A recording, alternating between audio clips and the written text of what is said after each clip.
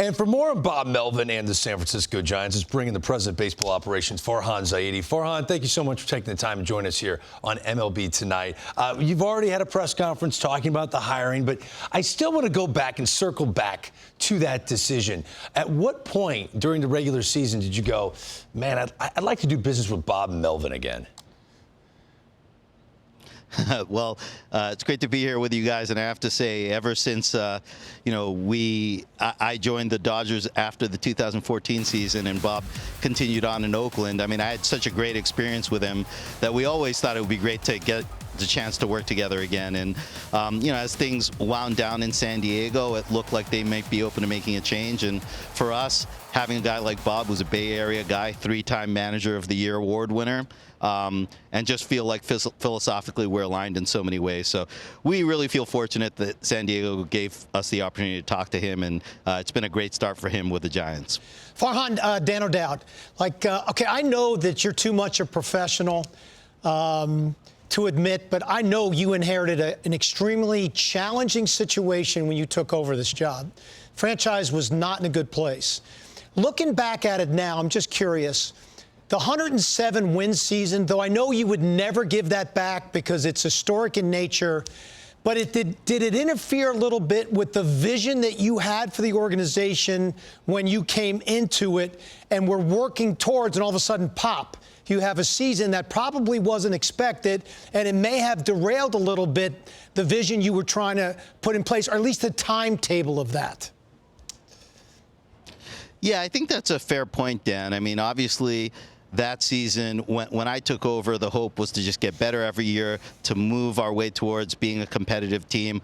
We had a lot of accomplished veterans on the team who I felt had a chance to be contributors to a playoff team. So we felt like we were going to be on an upward trend up every year and continually improve. And then we got to 2021 where we took such a big jump that the theme almost seemed to be, well, let's just keep this together rather than continue to evolve and improve. So I think in some ways it stalled our development and our progress in some ways, and some of what we thought we'd be doing a few years ago. But again, I think we've got plenty of young players in our system who are going to help us next year. We're in a good spot now, and hopefully we've learned from that experience as well. Farhan, Yonder Alonso here. Let's talk a little bit of future planning, or I guess near future planning. Let's talk a little bit about the industry of starting pitching and where you guys are at right now. Are you guys looking for just a one ace single starter or multiple starters? Yeah, I mean, obviously at the top of our rotation, we've got Logan Webb, who's a Cy Young Award finalist, a great leader in our clubhouse and for our pitching staff. The thought of teaming him with a co-ace, somebody to pitch at the top of the rotation. I mean, no team is ever going to feel like they have enough top-flight starting pitching. So we're in that market like every other team is. Alex Cobb is a guy who's pitched great for us the last couple of years. He's going to be out at the beginning of the year, but hopefully he'll be back soon. And we've got a bunch of young arms that we think have a chance to help us too. Keaton Wynn and Tristan Beck both pitched well for us in their roles last year, have a chance to fill out our rotation. And we've got some guys we're really excited about in AA and AAA as well. So I think we're going to be more looking at the front end of the starting pitching market than starting pitching depth per se. But, okay. 30 teams right now are looking for starting pitching. And I want to piggyback on that a little bit too, because we know in the past you guys have been surrounded by top free agents, but yet you guys haven't gotten them over the line. What is that process going to be like, if so, with a guy like Bob Melvin and yourself at the hand? Yeah, I mean, you know very well that Bob's a player's manager, guys who have played for him in the past.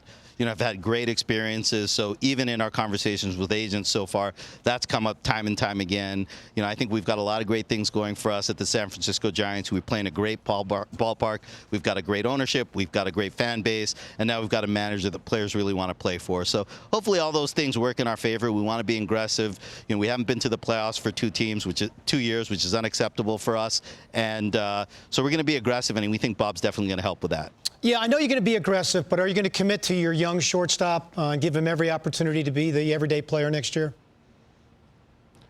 Yeah, that's definitely the plan, Dan. You know, he's had a good winter ball so far. He came up and really held his own in the big leagues. And you know what it's like when you're trying to get a young player over the hump. You've got to be able to live with the ups and downs and power through those and come out the other side with a guy who's got a lot of confidence. And so for us, it's going to be more supporting him with players around him who can carry the load if he goes through his ups and downs himself. Farhan Zaidi, always informative to chat with you. Best of luck next year with the San Francisco Giants. We'll be talking at the winter meetings, okay? All right, thanks a lot, guys.